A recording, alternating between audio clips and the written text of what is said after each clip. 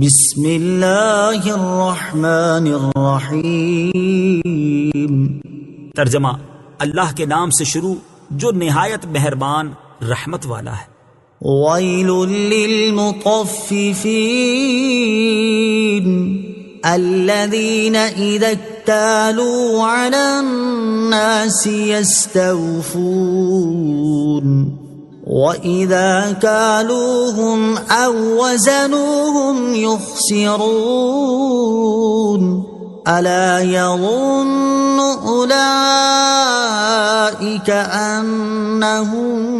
مَبْعُوثُونَ لِيَوْمٍ عَظِيمٍ يَوْمَ يَقُومُ النَّاسُ لِرَبِّ الْعَالَمِينَ۔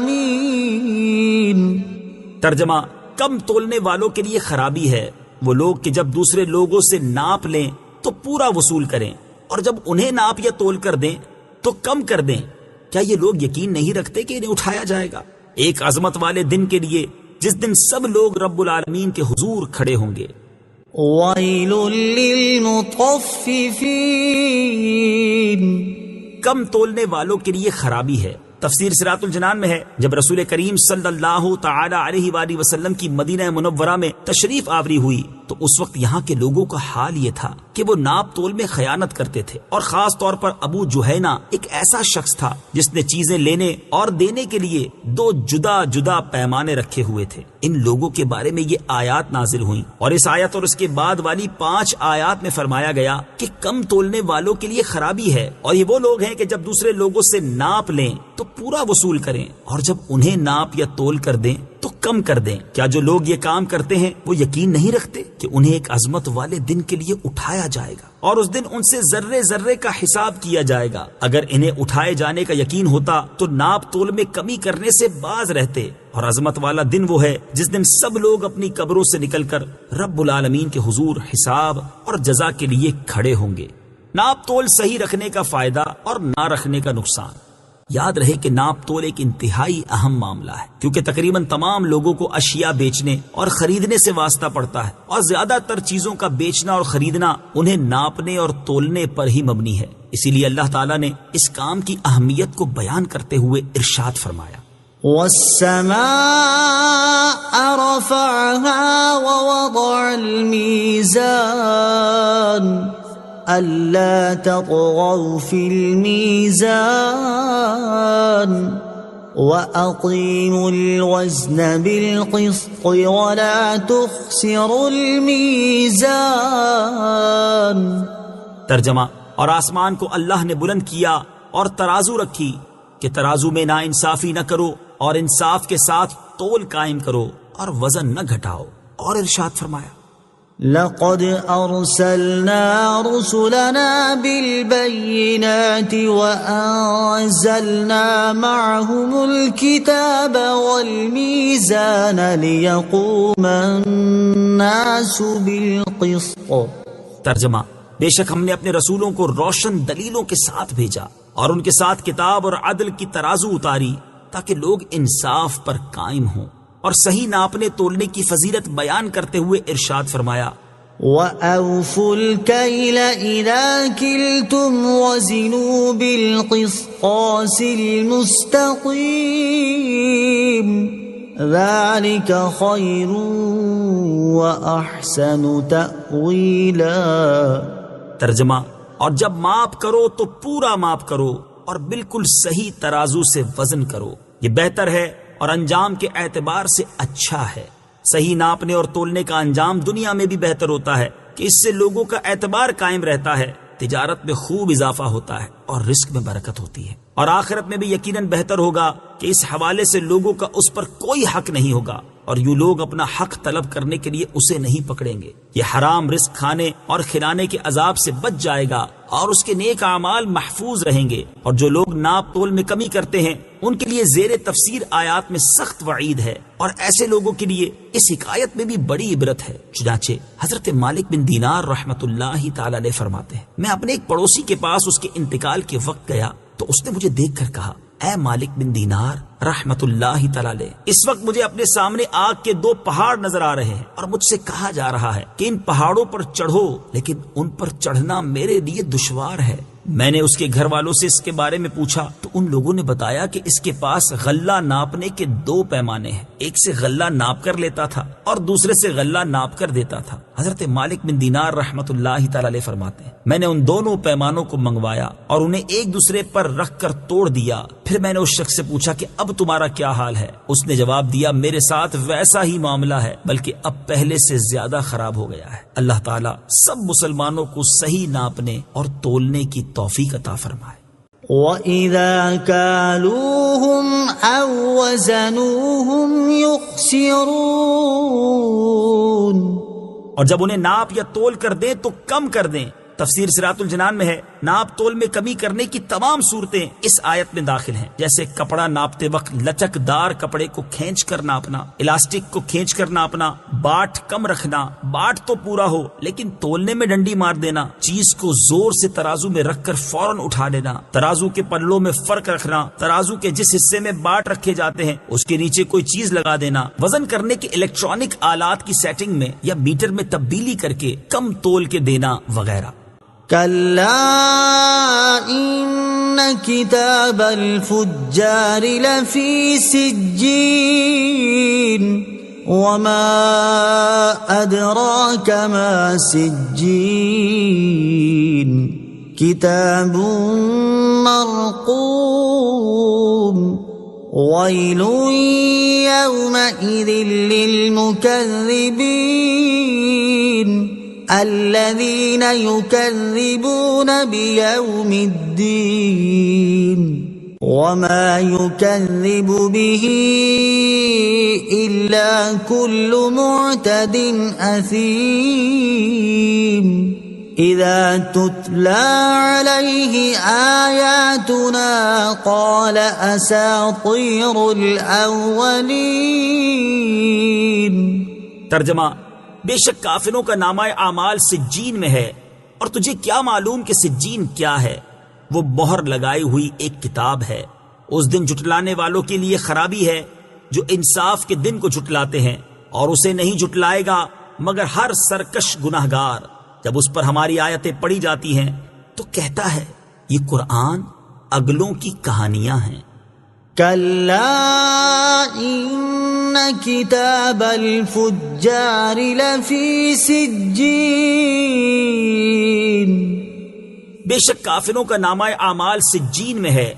تفسیر صراط الجنان میں ہے اس آیت اور اس کے بعد والی 6 آیات کا خلاصہ یہ ہے کہ بے شک وہ کتاب جس میں کافروں کے اعمال لکھے ہوئے ہیں سب سے نیچی جگہ سجین میں ہے، اور تم اس جگہ کی حقیقت نہیں جان سکتے کہ وہ کتنا ہولناک اور ہیبت کا مقام ہے۔ اور کافروں کا اعمال نامہ مہر لگائی ہوئی ایک کتاب ہے جو نہ مٹ سکتی ہے نہ بدل سکتی ہے، یہاں تک کہ ان سے ان اعمال کا حساب لے لیا جائے اور ان اعمال پر انہیں سزا دے دی جائے۔ اور جس دن اعمال نامے کی وہ کتاب نکالی جائے گی تو اس دن ان جھٹلانے والوں کے لیے خرابی ہے جو انصاف کے دن کو جھٹلاتے ہیں اور جزا ملنے کے دن یعنی قیامت کے منکر ہیں، اور اس دن کو وہی جھٹلاتا ہے جس میں یہ 3 باتیں پائی جاتی ہوں۔ نمبر 1، وہ حق سے تجاوز کرنے والا ہو اور مخلوق کے ساتھ معاملات کرنے میں ان پر ظلم کرنے والا ہو۔ نمبر 2، اپنے افعال اور اقوال میں اللہ تعالیٰ کی نافرمانی کر کے گناہوں میں منہمک ہو۔ نمبر 3، جب اس کے سامنے قرآن کی آیتیں پڑھی جاتی ہیں تو ان کے بارے میں کہتا ہے کہ یہ اللہ تعالیٰ کی وحی نہیں بلکہ سابقہ لوگوں کی کہانیاں ہیں۔ یاد رہے کہ سجین کے بارے میں ایک قول یہ ہے کہ یہ 7ویں زمین کے نیچے ایک مقام ہے، اور یہ مقام ابلیس اور اس کے لشکروں کا محل ہے۔ كلا بل ران على قلوبهم ما كانوا يكسبون۔ ترجمہ، ایسا ہرگز نہیں ہے بلکہ ان کے کمائے ہوئے اعمال نے ان کے دلوں پر زنگ چڑھا دیا ہے۔ كلا، ہرگز نہیں۔ تفسیر صراط الجنان میں ہے یعنی اس سرکش اور گناہگار کا یہ کہنا غلط ہے کہ قرآن تو سابقہ لوگوں کے قصوں کہانیوں کی بات ہے، یعنی اس طرح کی باتیں کر کے اس کا اثر اپنے اوپر نہیں ہونے دیتے۔ تو اصل بات یہ ہے کہ ان کے کفر و شرک جیسے برے اعمال کی شامت سے ان کے دل زنگ آلود اور سیاہ ہو گئے ہیں، اسی وجہ سے وہ حق کو پہچان نہیں سکتے۔ گناہ دل کو میلا کر دیتے ہیں، اس آیت سے معلوم ہوا کہ گناہ دل کو میلا کرتے ہیں اور گناہوں کی زیادتی دل کے زنگ کا باعث ہے۔ حضرت ابو ہریرہ رضی اللہ تعالی عنہ سے روایت ہے، حضور اقدس صلی اللہ تعالی علیہ وآلہ وسلم نے ارشاد فرمایا، جب بندہ کوئی گناہ کرتا ہے تو اس کے دل میں ایک سیاہ نقطہ پیدا ہوتا ہے، جب اس گناہ سے باز آ جاتا ہے اور توبہ و استغفار کر لیتا ہے تو اس کا دل صاف ہو جاتا ہے، اور اگر پھر گناہ کرتا ہے تو وہ نقطہ بڑھتا ہے یہاں تک کہ پورا دل سیاہ ہو جاتا ہے، اور یہی ران یعنی وہ زنگ ہے جس کا اس آیت میں ذکر ہوا۔ كلا إنهم عن ربهم يومئذ لمحجوبون۔ ترجمہ، یقیناً بے شک وہ اس دن اپنے رب کے دیدار سے محروم ہوں گے۔ كلا یقیناً تفسیر صراط الجنان میں ہے، یعنی یقیناً بے شک وہ کفار قیامت کے دن اپنے رب عز و جل کے دیدار سے اسی طرح محروم ہوں گے جس طرح دنیا میں اس کی توحید کا اقرار کرنے سے محروم رہے۔ ثم إنهم لصال الجحيم ثم يقال هذا الذي كنتم به تكذبون۔ ترجمہ،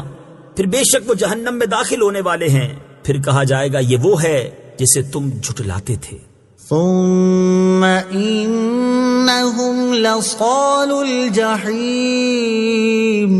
پھر بے شک وہ جہنم میں داخل ہونے والے ہیں۔ تفسیر صراط الجنان میں ہے، اس آیت اور اس کے بعد والی آیت کا خلاصہ یہ ہے کہ کفار اللہ تعالیٰ کے دیدار سے محروم ہونے کے بعد جہنم میں داخل کر دیے جائیں گے، پھر ان سے جہنم کے خازن کہیں گے کہ یہ وہ عذاب ہے جسے تم دنیا میں جھٹلاتے تھے اور اس کے واقع ہونے کا انکار کرتے تھے۔ كلا إن كتاب الأبرار لفي عليين وما أدراك ما عليون كتاب مرقوم يشهده المقربون۔ ترجمہ، یقیناً بے شک نیک لوگوں کا نامہ اعمال علیین میں ہے، اور تجھے کیا معلوم کہ علیین کیا ہے؟ وہ مہر لگائی ہوئی ایک کتاب ہے، مقرب بندے جس کی زیارت کرتے ہیں۔ كلا یقیناً تفسیر صراط الجنان میں ہے، اس سے پہلی آیات میں کفار کے اعمال ناموں کی جگہ بیان کی گئی، اور اب یہاں سے اہل ایمان کے اعمال ناموں کی جگہ بیان کی جا رہی ہے۔ چنانچہ اس آیت اور اس کے بعد والی 3 آیات کا خلاصہ یہ ہے کہ بے شک یقیناً وہ کتاب جس میں سچے دل سے ایمان لانے والے نیک لوگوں کے اعمال لکھے ہیں، 7ویں آسمان میں عرش کے نیچے سب سے اونچے مقام علیین میں ہے۔ اور تجھے کیا معلوم کہ علیین کی شان کتنی عجیب ہے اور وہ کیسی عظمت والی ہے، اور وہ اعمال نامے علیین میں مہر لگائی ہوئی ایک کتاب ہے جس میں ان نیک لوگوں کے اعمال لکھے ہیں، اور جب وہ کتاب علیین تک پہنچتی ہے تو اللہ تعالیٰ کے مقرب فرشتے اس کی زیارت کرتے ہیں۔ إن الأبرار لفي نعيم على الأرائك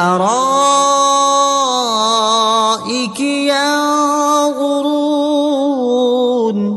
تعرف في وجوههم نظرة النعيم يسقون من رحيق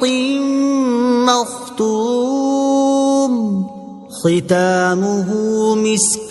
وفي ذلك فليتنافس المتنافسون ومزاجه من تسنيم عينا يشرب بها المقربون۔ ترجمہ، بے شک نیک لوگ ضرور چین میں ہوں گے، تختوں پر نظارے کر رہے ہوں گے، تم ان کے چہروں میں نعمتوں کی تر و تازگی پہچان لو گے، انہیں صاف ستھری خالص شراب پلائی جائے گی جس پر مہر لگائی ہوئی ہوگی، اس کی مہر مشک کی ہے اور للچانے والوں کو اسی پر للچانا چاہیے، اور اس کی ملاوٹ تسنیم سے ہے، وہ چشمہ جس سے مقرب بندے پیئیں گے۔ ان الابرار لفی نعیم، بے شک نیک لوگ ضرور چین میں ہوں گے۔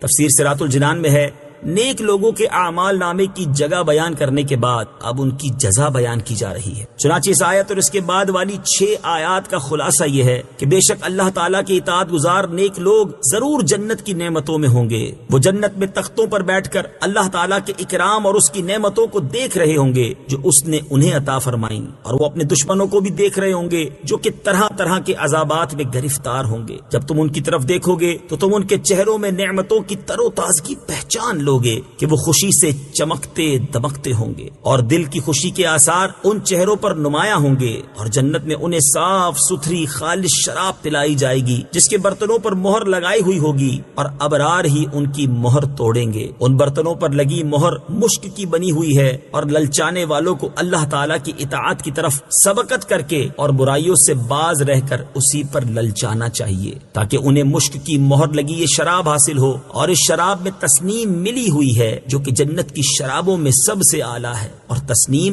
شراب کا وہ چشمہ ہے جس سے صرف اللہ تعالیٰ کے مقرب بندے پیئیں گے، اور باقی جنتیوں کی شرابوں میں شراب تسنیم کے چند قطرے ملائے جائیں گے۔ ان الذين اجرموا كانوا من الذين آمنوا يضحكون واذا مروا بهم يتغامزون واذا انقلبوا الى اهلهم انقلبوا فكهين وَإِذَا رَأَوْهُمْ قَالُوا إِنَّ هَؤُلَاءِ لَضَالُّونَ